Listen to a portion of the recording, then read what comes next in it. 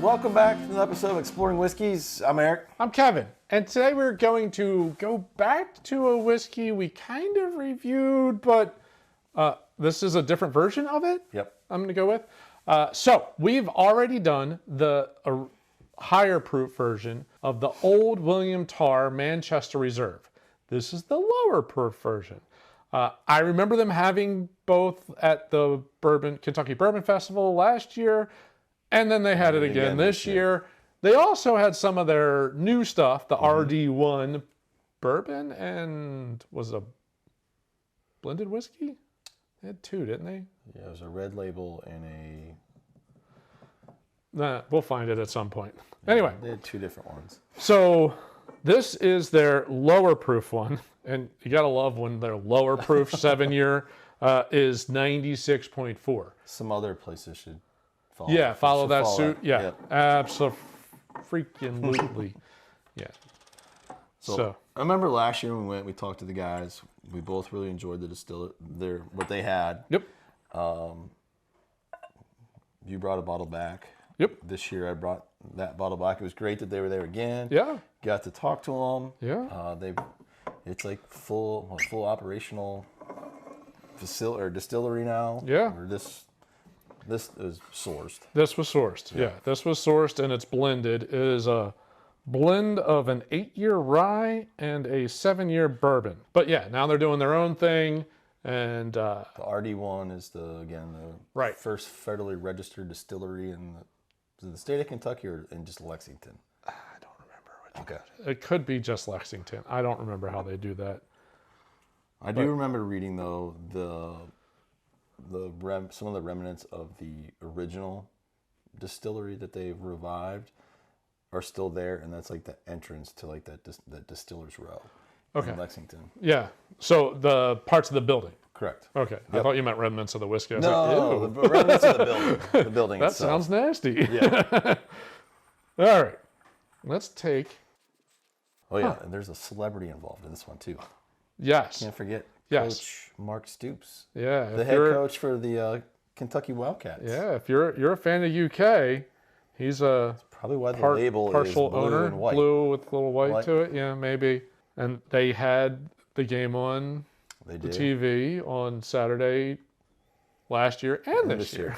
Yeah. So I jumped straight into a taste as well because the nose is nondescript. Yeah. It's a little bit sweet. I don't know. Like, it's just nondescript. It's just a little sweet. The palate does start to, there's sweetness, and then there's a little bit of a baking spice that kind of popping through. I get like the sweetness up front, kind of a cherry, and then actually got like more, like a little of the baking spice, but a little bit of the wood. Okay, I could see that. Yeah, I could definitely see that. And then it kind of goes back to, as the mouth waters a little bit, it gets the cherry sweet, note goes back to that. Yeah, goes back to that fruit note. Nothing wrong with it. It's just very nondescript. There's not like a big note that pops out. It doesn't drink like 114. That one's not 114. That just was.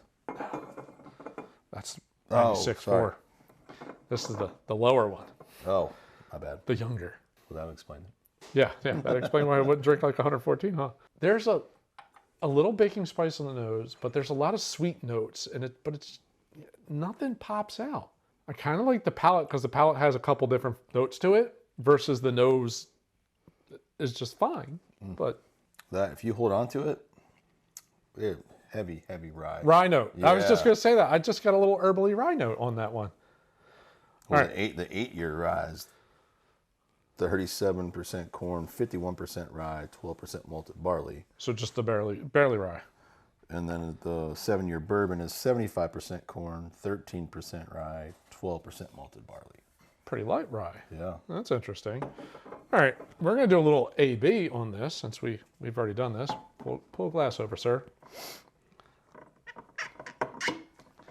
All right. So now this is the same thing. 7-year-old blend of a bourbon and a rye. And everything else involved, but from last year.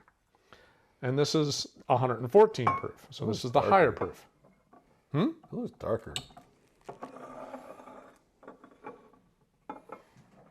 Maybe just the light was hitting it. It's pretty similar. pretty similar. But you look at the front of it and it's just like, okay, this is kind of just, it's very similar. Pretty much the same stuff. Get more proof. Ooh, yeah. More proof. Yeah. Yeah. The proof is a little sharper, especially when you A/B that. Yeah, I get more of the rye on the nose and then ethanol. Palate, I get a lot of, it's like a sweet rye. Like honey sweet, like bourbon sweetness, but a lot of the rye notes are coming through. Yeah. Man. I get way That more. ethanol is coming off. I get way more bourbon on this one. More bourbon. On the palate. Yeah, I that get a really lot of sweet, rye- the sweet. I get a lot of rye on the nose. Yes. Whereas this is more sweet bourbon notes on the nose. More rye on the finish. More rye on the finish. Yeah. It's kind of a, I'm almost getting to the mint, the little more herbal note on that guy, on the lower proof. And this is more like this is like a high rye bourbon on the palate. Like a sweet, like rye note to it. The only funny part is this one actually says Yeah, this is 90-10. 90% rye, 10% bourbon, but You get more bourbon than you do rye. yeah. Yeah. But last year they told us that those percentages were wrong. It was more like 40-60 or something like that. 60-40. Yeah. 60, yeah. Instead of 90-10, it was 60-40. That's what they told us last year. All right. We'll see what water does to all this craziness. Yeah. They also said there is limited Yeah. release. Yeah, last year they said it's a limited release. Once it's gone, it's gone. And they still basically had all the bottles. Not the 12-year. I did not see the 12-year this year, which was even more limited. But I think there was 45,000 or something bottles or cases or something like that of Dude, both of these. That point, that was on Thursday night when we were there last year. The guy told us, he goes, get it while you can. Yeah, it might have been pushing. Yeah. Might have been pushing. Relatively new, right? Yeah. I don't know. Last year, it felt like so many of them were brand new versus this year, not as many were brand new. I really like the lower proof nose. That nondescript sweetness is so nice. The ethanol, proof man. and the rye on that guy burns your nose, are man. strong. It's very aggressive and not as sweet. This has a nice, like, round sweet note to it. I took a small sip. This one drinks a little hotter now. It's kind of smooth. I get there's a little bit more of a burn to it, but it's not that crazy. But it's still like a lot of mint, like a lot of rye herbal notes. Man, that nose is strong. Ooh, that's really nice. That palate is so much nicer than the nose is. The nose is get so more rye. aggressive. You do? Yeah. I got a lot of sweetness, caramely. I got a bunch of caramel notes all of a Now sudden. the finish, like after you kind of get through it, yeah, I get what you're talking about, the sweetness and the caramel. Super but sweet. Across the And creamy. Across the palate, it was just rye. That whole 90%. Where without the water, I got more of a bourbon.